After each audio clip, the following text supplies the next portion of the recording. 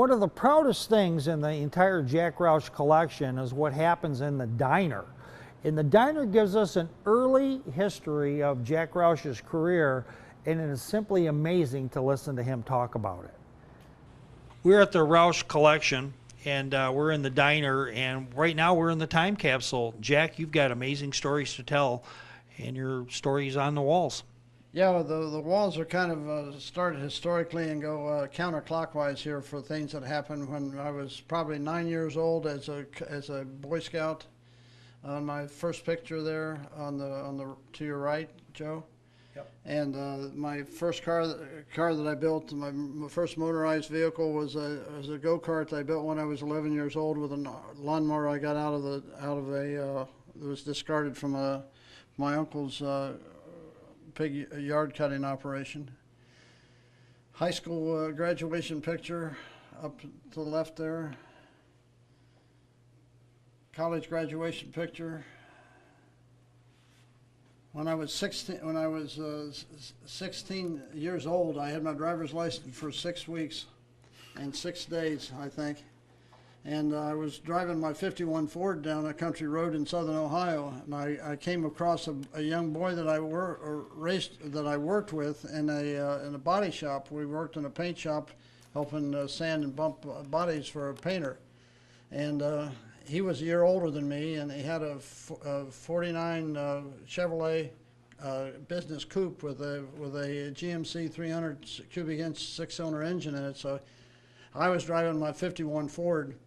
And so I'm driving probably 55 or 60 mile an hour. He's driving 45 or 50, and I pull out to pass him, and he speeds up. I slow down, and he slows down. That's all you get from me at 16 years old. That's the only chance you got.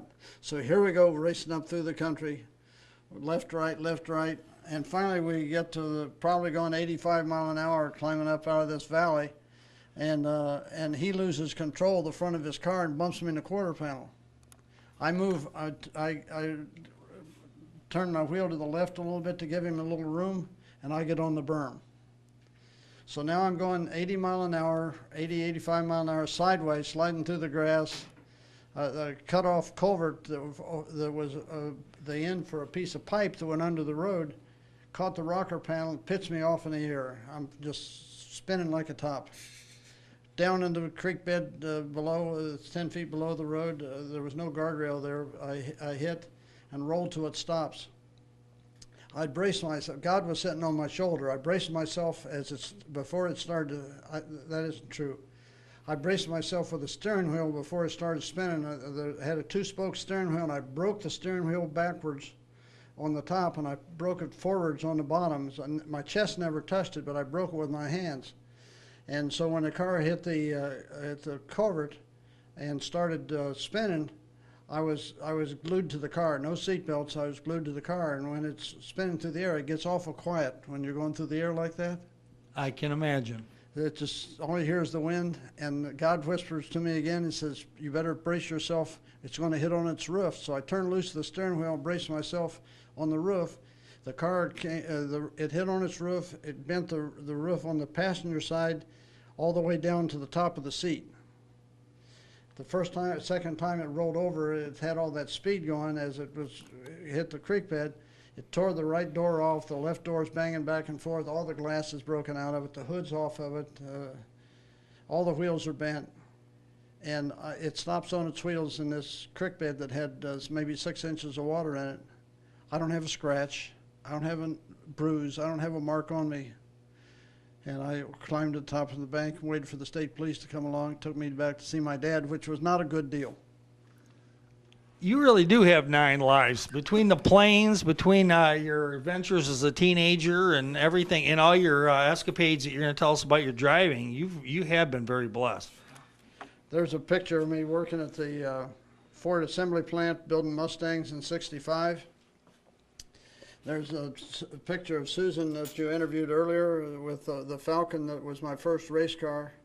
I don't have the racing tires on it, but it's ready for a paint job. We painted it. And anyway, that's Susan's picture.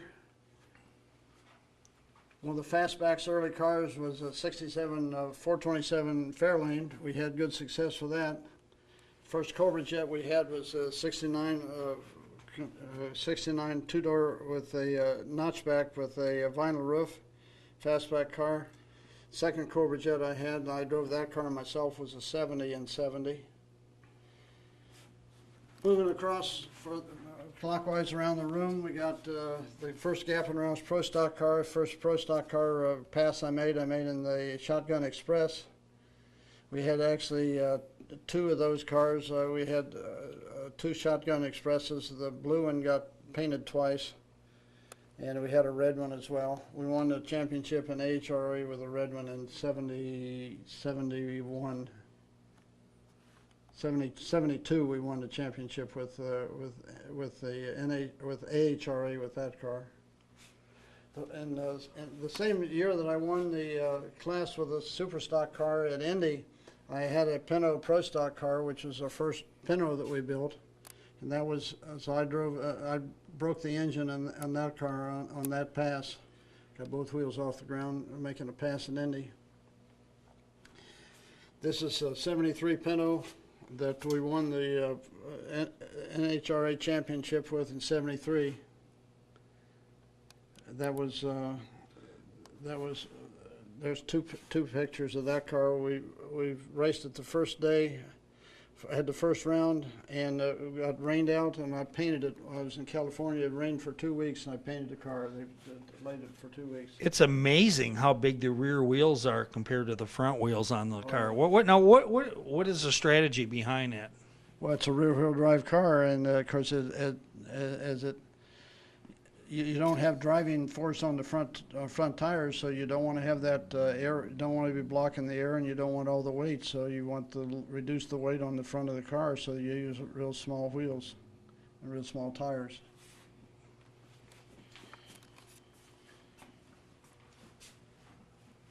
This is Chevrolet Mazda.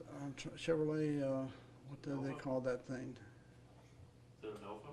Chevrolet Nova, the Bill Jenkins Nova that we raced the World Championship with in '73 at Amarillo, Texas, and that was an interesting race.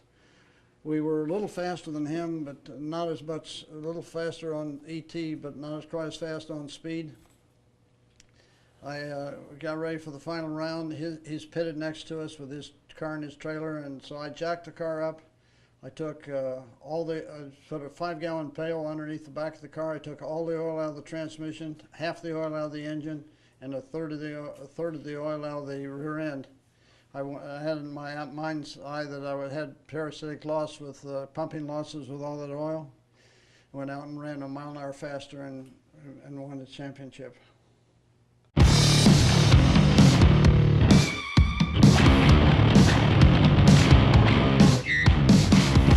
Also in '73, I had a 4th of July race at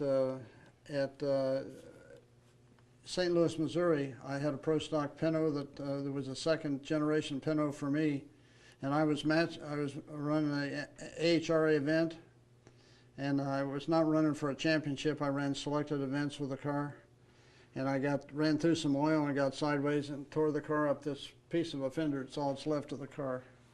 Yeah, it's amazing. This car really is pretty tore up. Oh yeah, I was lucky to have gotten out of it.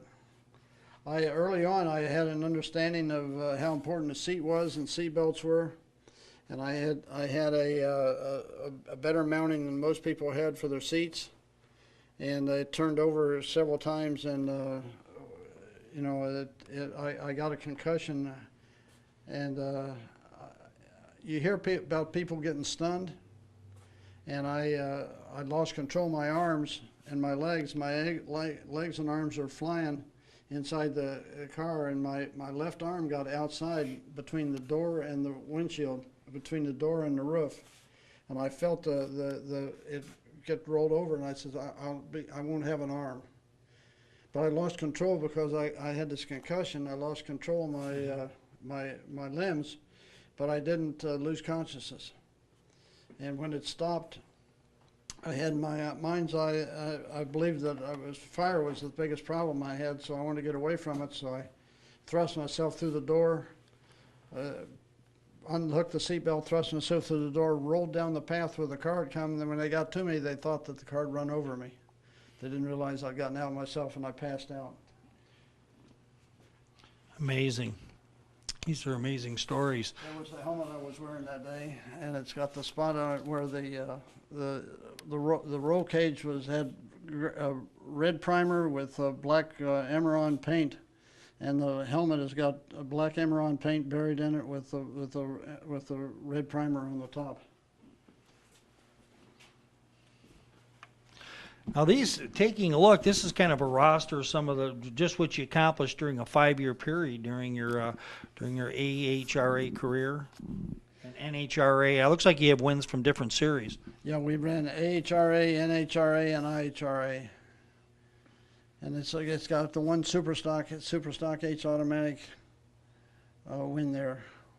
But Gap and I had a good 5 years together where we had a lot of success. But you asked about the Maverick and the four-door Maverick. There's a picture of the four-door Maverick. But the car that we built to race to start with was a Mustang II, and it was a short wheelbase car like a Pinto. Pinto has 94-inch wheelbase. This difference between the front and the rear wheels on this car was 96 inches, and the four-door Maverick was 110, getting outside the 108 rule benefit. So I took this car. The first race that we went to in the winter was Englishtown, New Jersey, and it was a brand new car. It never made to run down a track. And I qualified fastest qualifier, and driving it myself, I was runner-up down there. Gap had an engine problem and broken engine on the first round.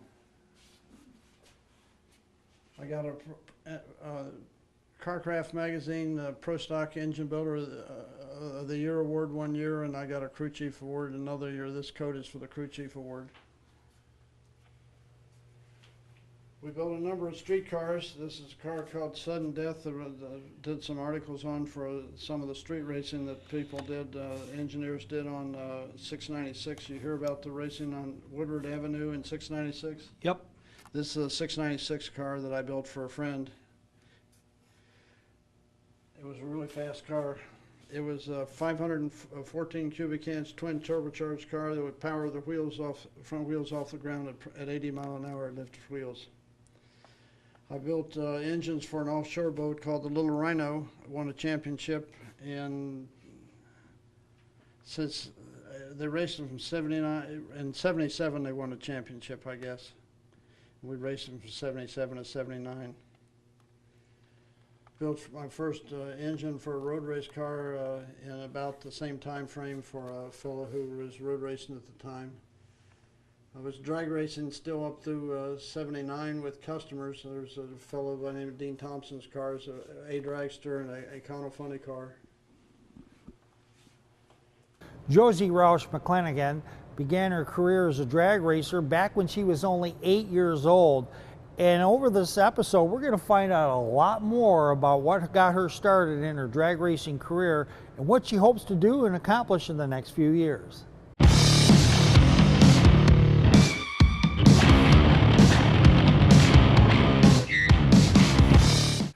Well, with me is Josie. Josie, I'll tell you what, you are at least, the third generation of the Roush family that's racing out there.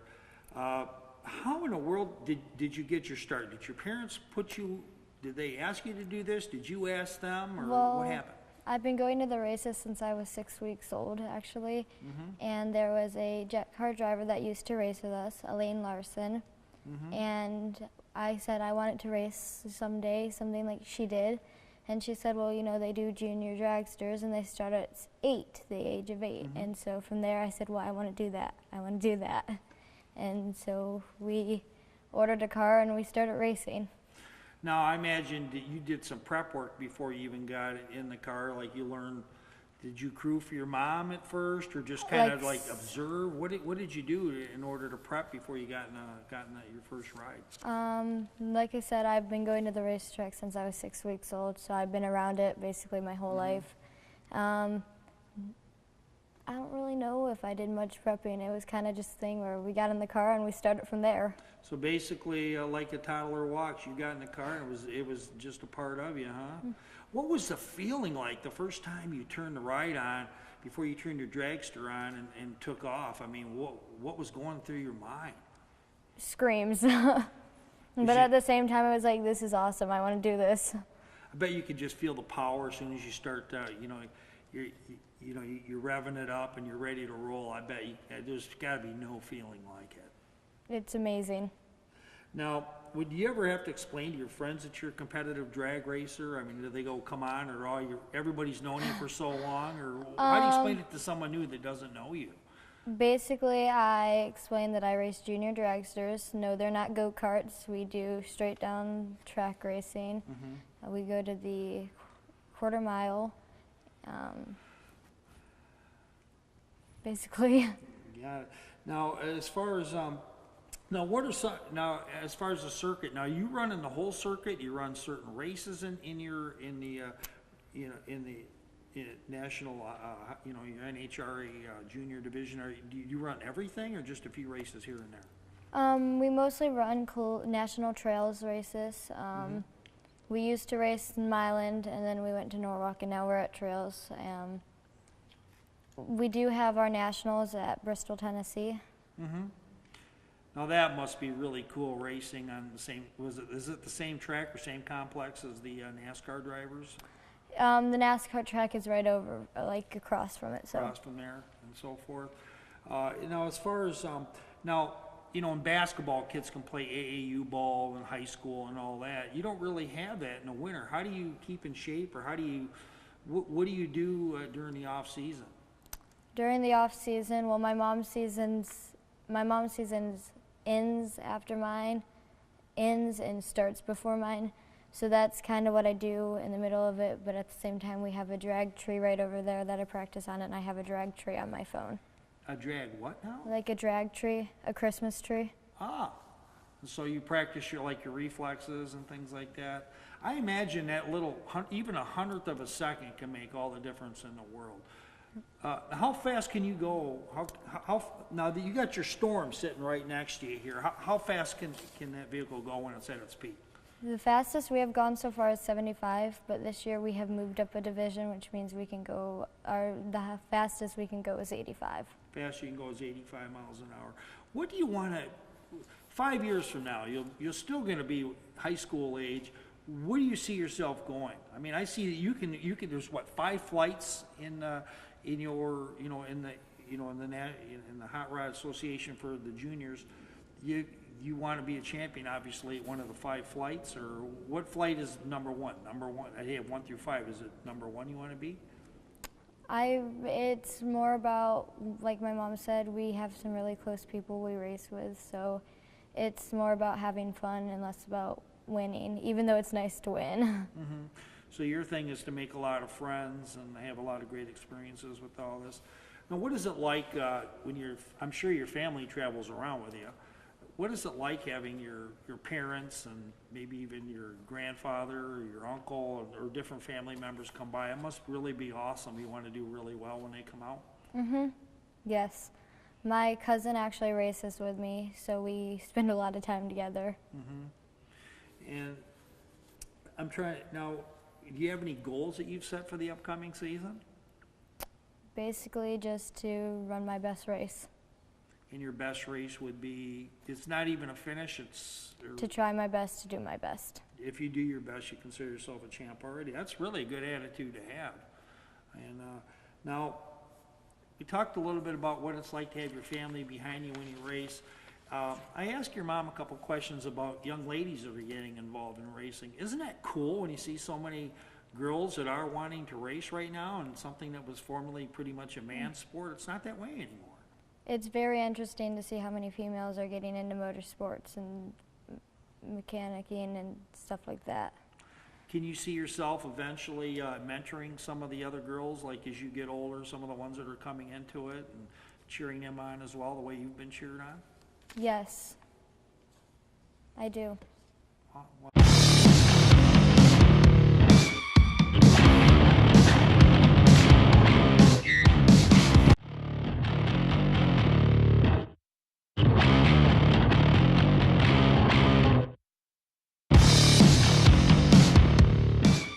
So Josie, this is the Storm. This is the dragster that you're going to go through the upcoming 2018 season. And tell us just a little bit about it from nose to wheel.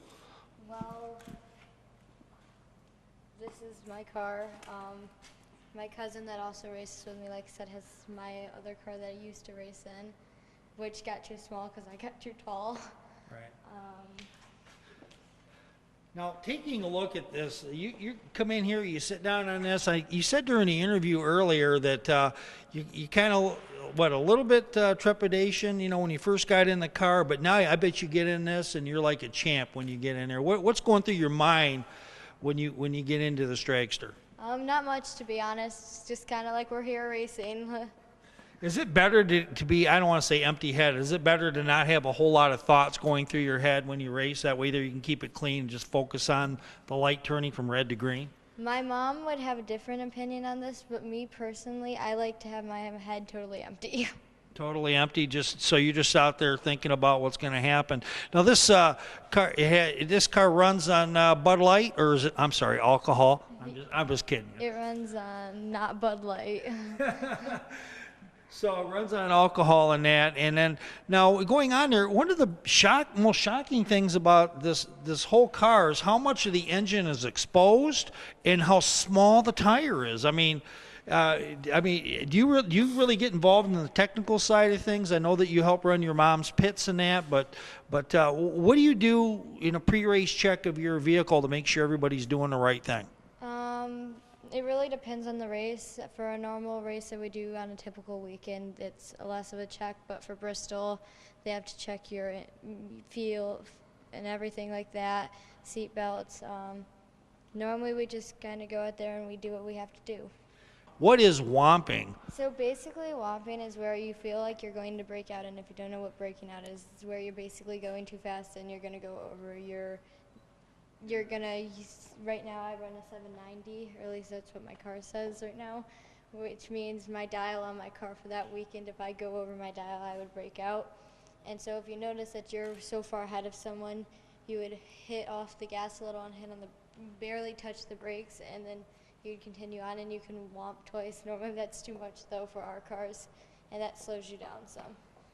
I have that. Now with this, taking a look at coming into the car, looking at this from your perspective, I can't even imagine getting into this car. You get into that, you get into that like nothing, huh? It's actually not that hard. My mom can fit into it. You can fit into the car? Well, that's a whole different thing. I'm trying to get the perspective, looking down the barrel of the car, so to speak, looking down the nose, and seeing what you see. Now we're up on I don't know what you're up on some rails here, but you're down there on the ground. You're really not much more than probably 6 inches off the ground. Yeah. I'm talking about from you're coming up top, you're a couple feet off the ground, but I can't even imagine you're that low to the ground. Racing, and man, the feeling you must get must really be incredible. It's actually pretty funny because all my life my parents have owned pickup trucks, so higher up trucks, and so you get in this low car and you're like, this is different now. Wow. Well, some final takes. I think you've told us about what some of your goals are and so forth, but I tell you what is your take on your particular ride, the bottom line? I mean, you have yourself an awesome piece of equipment. What is it like driving in this particular car? Is this a car you think is going to be the winner for the 2018 season? I'm hoping so. Possibly. Like I said, my cousin races Storm Chaser, and I'd be happy for one of us to win the championship or even finish second.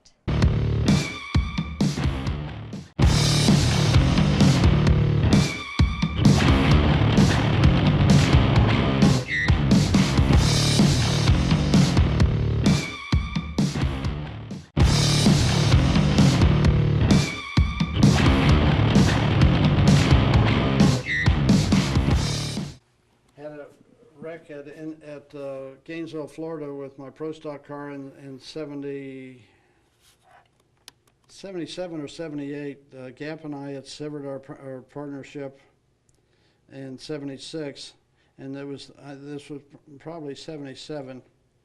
And I had somebody else driving the car, and on the first pass he wrecked it. I didn't rebuild the car.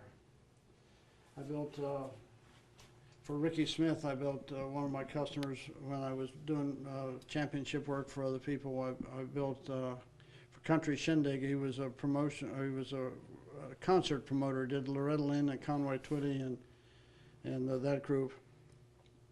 And I built a pro stock car for him that they won a championship in IHRA with. Got a couple of my driver uniforms there. Here's a picture of yours truly and Junior, Jack Jr. at the drag strip. I don't know what year that is. It's not marked. It's about 3 years old. That's about 76, 75 or no, it's later than that. It's 77 because it's Jack Roush. We changed it from Gap and Roush to Jack Roush and Jack Roush Performance Engineering in 77. And then that same time frame from 77 through 79, we raced a pro stock with Dean Thompson in a IHRA car, won a championship. Ronnie Sox drove that car. Don Bowles, my dear friend, ran the Fairmont with great success in 79. There's a picture of my dad, the only one in here, and we also helped a guy that competed. He didn't actually win the event, but he competed at Pikes Peak. That's a picture of my Pikes Peak car. And that's one lap around the room that goes from 9 years old to to the late 70s. the late 70s. Yeah, that's amazing, doing this tour around the room. And you know what? You didn't need a break. You didn't need a stunt double. I mean, you took all this, and I tell you, this is amazing. And you know what I've learned. You know, I just hear the NASCAR Jack Roush. That's not the whole story. That's not even close. You have had so much engineering, so much success before you even got there. I had been racing for 20 years, winning championships and winning races and having great success, both for myself and my customers for 20 years before 1988 came. What's also amazing, you didn't ask NASCAR, you didn't ask Ford. They asked you to get involved. And since Ford is your manufacturer, I think that you're probably enjoy. I mean, you've had an affiliation with them for decades. When they asked you, that must have really been something. Yeah, that was great. You know, we had, as I said, we had really turned the world around. The Camaros and the Corvettes had their way at the road races, and nobody would really give there was a couple of Fords that were out there, but nobody would give them a consideration. We built a new car, with Bob Riley design. Bob Riley was a Ford employee at the time, and he designed a new chassis for me. I did some really good engineering, engine development work for the engine, and we hit the racetrack in Atlanta, Georgia in '84 with a car that was one car that was capable of winning. It qualified about 10th, advanced to third, and the driver name was Greg Pickett. Ran into another car he was lapping, knocked the wheel off the car. He knocked the car off the racetrack and put a hole through the radiator and didn't finish the race. But he took a car that we could have won there with and wrecked it. Went to Summit Point, Virginia to race the same thing with the same car and the same driver. And he was leading the race, and that's the race he knocked the wheel off, lapping a car with 2 or 3 laps to go. He was leading the race there. And went to the West Coast Sears Point, won Sears Point, went to Portland, Oregon, won Portland, Oregon, and a car that I had sold to Tom Gloy. Greg Pickett wrecked his car in practice, and we had to rent a car from another driver that was another team that wasn't as good. But Tom Gloy ran his first race in my car and won a race. So Ford's won out of the first 5 races, won 3 in a row, the last 3, and then we went on and Gloy actually won the championship. He beat Pickett for the championship in the last race at Las Vegas, and we had great success. For 16 years of road racing, we won 48% of the races we entered, and was right in the middle of that time frame when Ford was saying, man, we need to get some of that for NASCAR, and they wanted me to run a NASCAR car, and we had, as I said, we had reasonable success.